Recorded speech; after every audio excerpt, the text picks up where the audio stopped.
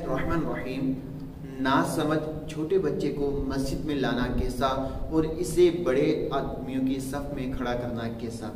देखिए कि जो नासमझ बच्चा है इसके मुतालिक दो तरह के अहकामात हैं। एक वो नासमझ बच्चा कि जिसके बारे में आपको पता है कि इसने इस्तिंजा कर देना है, पेशाब वगैरह कर देना है, उसको मस्जिद में लाना मकरूह तहरीमी नाजायज़ व गुनाह है कि आपको उसके बारे में ज़न्ने गालिब है कि ये अक्सर पेशाब कर देता है और पेशाब के बारे में बताता भी नहीं है, तो ऐसे बच्चे को मस्जिद में लाना मकरूह तहरीमी नाजायज़ व गुनाह है।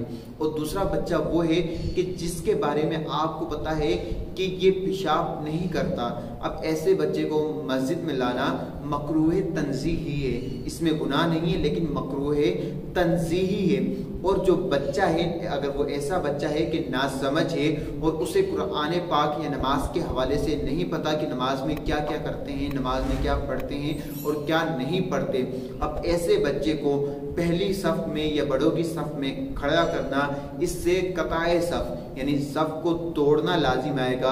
और सफ को तोड़ना ये तर्क वाजिब में से है और ये नाजायज़ व गुनाह है। अगर कोई बच्चे को लेकर आता है और बच्चा नासमझ है तो उसे बड़ों की सफ में खड़ा नहीं कर सकते, उसे बल्कि प्यार से समझा के पिछली सफ में खड़ा कर दें। अल्लाह तबारक व तआला मुझे और आपको दीन व दीन पर चलने की तौफीक अता फरमाए। आमीन बिजाहि नबी आमीन।